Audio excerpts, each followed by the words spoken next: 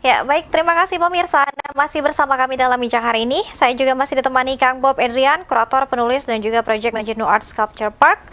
Kita masih bahas transformasi seni di era digital. Kita juga akan mencoba membacakan beberapa pertanyaan Kang Bob yang sudah mampir di kanal YouTube Sultan TV.co. Mungkin yang pertama yang akan saya bacakan untuk Kang Bob, YouTube bisakah termasuk seni virtual, Kang Bob? Silakan dijawab. YouTube Ya. bisa banyak seniman yang kemudian memamerkan karyanya melalui platform YouTube gitu ya. Jadi apapun sebenarnya banyak yang kemudian tergantung ya senimannya punya gagasan apa, karena ada juga seniman yang kemudian dia memamerin karya melalui YouTube, mungkin dia memamerkan karya melalui Instagram, mungkin melalui Facebook, mungkin dengan platform lainnya, tergantung kita melihat si senimannya punya gagasan apa yang berkaitan dengan platform tertentu itu. Artinya bisa termasuk ya. Oke. Oke. Kita ke pertanyaan selanjutnya, Kang Bob. Untuk seni itu, apakah ada seni yang baik dan seni yang tidak baik, ataukah seni itu hanya bergantung pada selera? Silakan, Kang Bob. Yang baik dan buruk itu sebenarnya apa ya namanya, komposisi biner itu nggak terlalu ada ya kalau di seni rupa ya, tapi kita bisa bicara ada karya-karya yang contohnya misalkan ya, mungkin Van Gogh ketika misalkan dulu bikin karya-karya awal dianggap bukan karya yang baik gitu, tapi kemudian itu disadari bahkan 50-100 tahun kemudian bahwa oh ternyata Van Gogh penting gitu.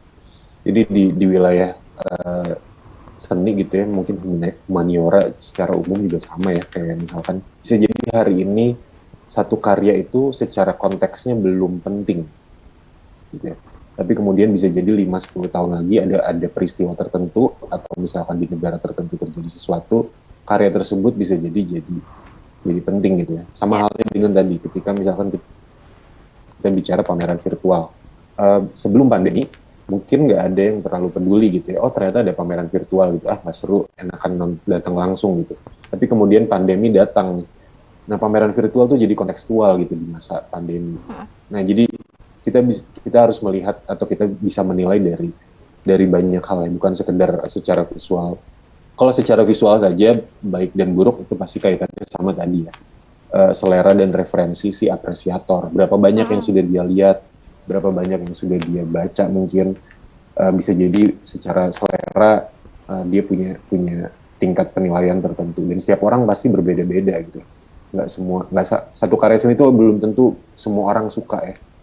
Pasti bahkan yang kelasnya misalkan kayak Mona Lisa misalkan gitu ya, mungkin nggak semua orang suka sebenarnya, ada juga yang nggak suka gitu. Jadi sulit kalau kita bisa bicara karya itu dinilai hanya dengan A atau B saja gitu.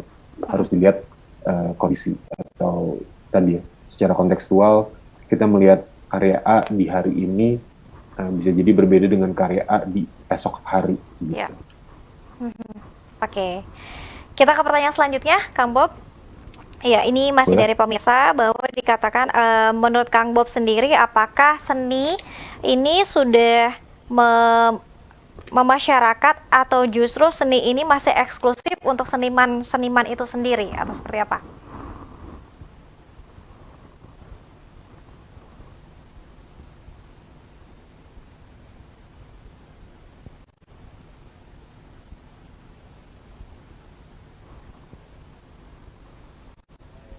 Ya.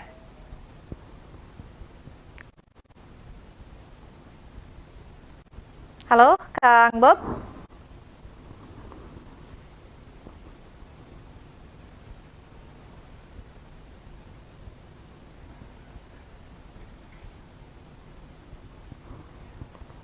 Ya, baik, kita ada sedikit kendala sinyal begitu. Nanti kita akan coba terhubung kembali pemirsa dengan Kang Bob Edrian. Ini ada sedikit kendala sinyal.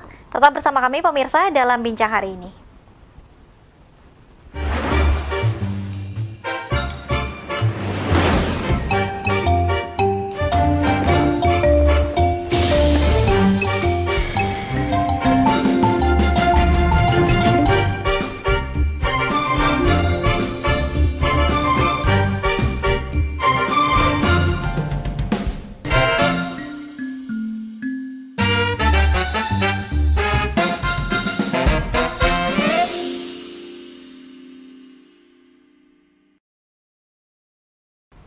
Ya, baik. Terima kasih pemirsa Anda masih bersama kami. Tentunya dalam bincang hari ini kita masih mencoba menjawab satu pertanyaan kembali ya dari pemirsa sultantv.co, dan mohon maaf tidak semua pertanyaan yang bisa kita bacakan dan juga dijawab oleh narasumber.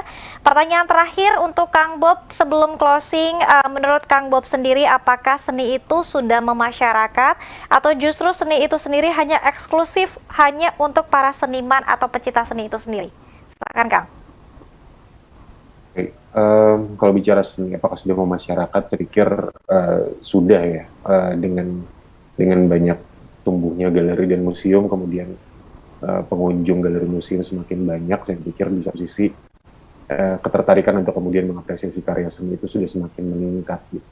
Nah, persoalan kalau kalimatnya memasyarakatnya dalam hal apakah seni memberi efek yang signifikan ke publik atau enggak, nah itu kan tapi di era sekarang saya pikir dengan makin banyaknya jumlah kunjungan ke galeri dan museum, kemudian nggak cuma, bahkan bukan cuma kunjungan ya, tapi kemudian banyak juga yang membiasakan anak-anak sekolah untuk kemudian masuk melihat karya seni, terpapar dengan karya seni. Saya pikir itu hal positif yang kemudian bisa dilihat dari bagaimana seni kemudian punya relasi yang cukup kuat dengan publiknya, gitu, khususnya di Indonesia. Gitu.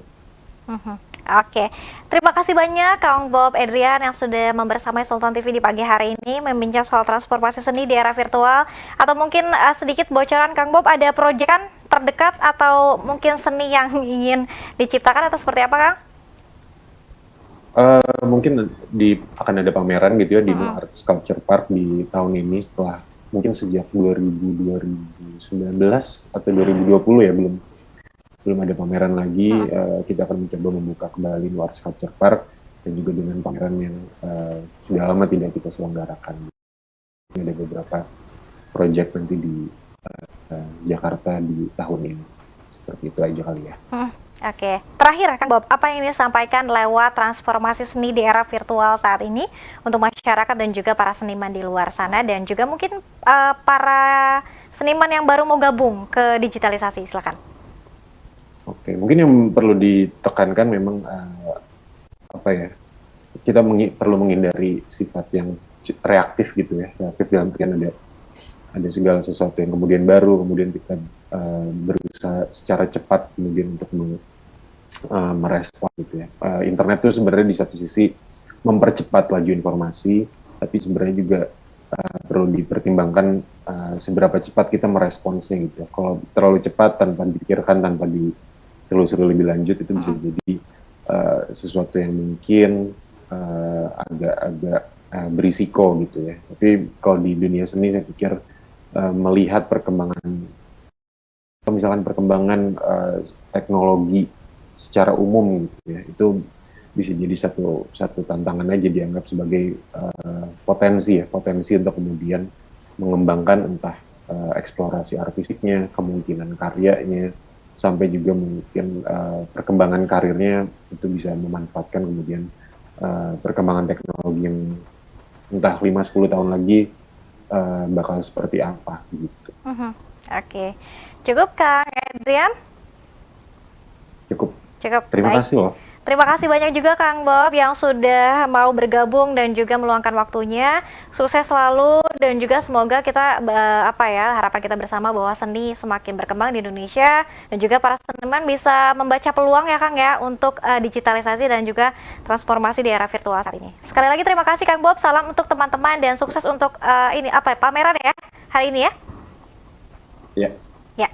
Sama-sama, terima kasih. Terima kasih. Sultan TV, terima kasih atas kebersamaan Anda. Tentunya besok kita akan kembali hadir lagi ya di jam yang sama dalam talk show Bincang hari ini, tentunya dalam tema pembahasan menarik lainnya. Akhir kata, saya Delin Tamungi beserta seluruh kerabat kerja pamit undur diri. Terima kasih atas kebersamaan Anda. Wassalamualaikum warahmatullahi wabarakatuh.